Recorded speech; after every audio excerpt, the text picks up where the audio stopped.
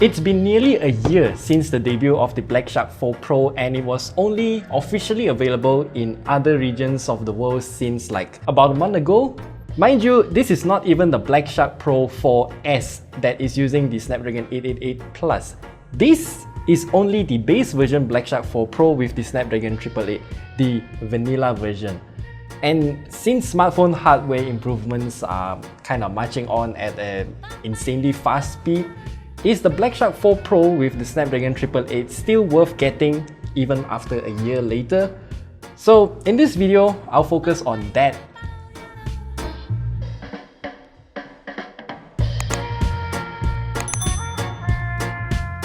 So the Black Shark 4 Pro is very similar to the Black Shark 4 in many parts.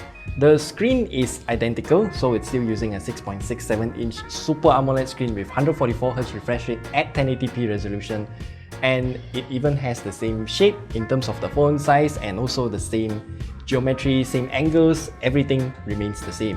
What's different here though is the back of the phone here. As you can see, the Black Shark 4 Pro comes with this very edgy name called Shadow Black, and it also has this RGB lighting triangular shape thing here that you can see at the back, which I think is very classy since this is a frosted piece of glass, and when you look at it at different angles, well, you can see the X shape getting reflected.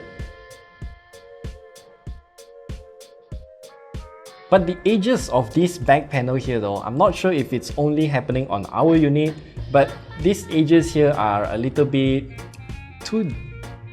how do you say this? It's a bit sharp. Maybe it's because the back panel is recessed too deep into the phone's frame, but overall I can just scrape my finger on the edges here. I mean, you can literally hear that, right?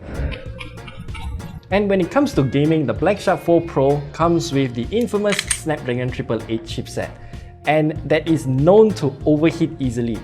So the main point of this review is to fully explore if the Snapdragon 888 has improved via software updates over the past year or so. Spoiler alert, it did, but not by much. You see, when we did our gaming test with Genshin Impact on the Black Shark 4 Pro, we managed to get about 45 FPS most of the time, which is actually more or less the same average FPS as the latest Xiaomi 12 and the Xiaomi 12 Pro with the Snapdragon 8 Gen 1, but this Black Shark 4 Pro is a little bit less efficient. While both phones managed to achieve about the same average frame rate, the Black Shark 4 Pro with the Snapdragon 888 does achieve that same average FPS at a much higher temperature. To be exact, it's at about 48 degrees Celsius on the screen, which makes it very painful to even just touch the screen to play the game. And even the back of the phone can reach that high of a temperature as well, which means that it's not gonna be comfortable to hold the phone at all. Even the frame is burning hot. And of course, Black Shark did provide a phone case in the box as well. It's a rather simple one, but yeah, you're not gonna help much in terms of the temperature, because you see here, it's a pretty typical kind of TPU case, and it will still trap all the heat inside the phone, which I think will further damage your performance, I guess.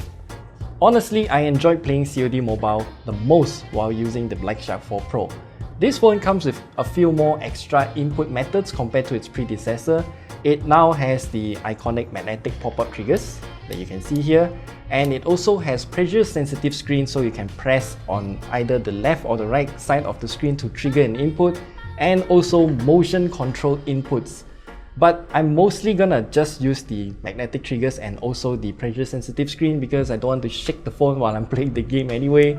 So yeah, that's that. In terms of the trigger feeling, this is pretty much the same as the Black Shark 4. So the travel distance is shorter, but it does have a much more satisfying tactile click.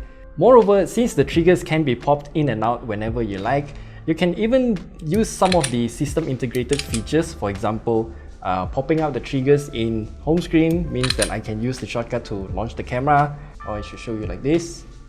This is with a timer, and then this is with taking picture. I mean, it kind of mimics a camera. It's kind of unique in terms of how they integrate this magnetic trigger into your day-to-day usage as well. And we also did a battery life test, and it mostly irrelevant. Yeah, that 4500 mAh battery can last for about 7.5 hours in our battery life test. And I think that is quite bad, but the reason why I say it doesn't matter is because inside this phone box here, it also comes with this massive 120 watt charger. And the Black Shark 4 Pro also uses a dual cell battery, and it charges all the way from 14 to 100% in just about 15 minutes, and I would say that's impressive. And let's not forget that the cameras of this phone, of course, you can take some pictures with it. Quality is not bad, but that's not the highlight of this phone after all.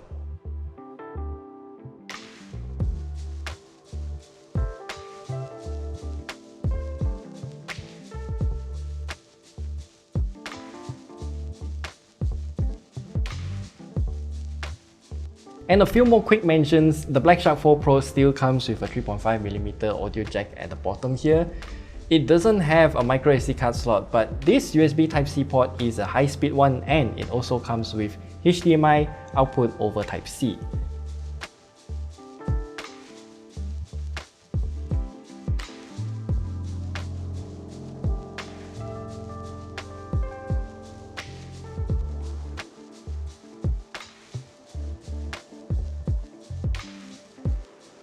The dual speakers on the Black Shark 4 Pro is also not that ideal because the top speaker here is front firing, but the bottom speaker here is literally bottom firing.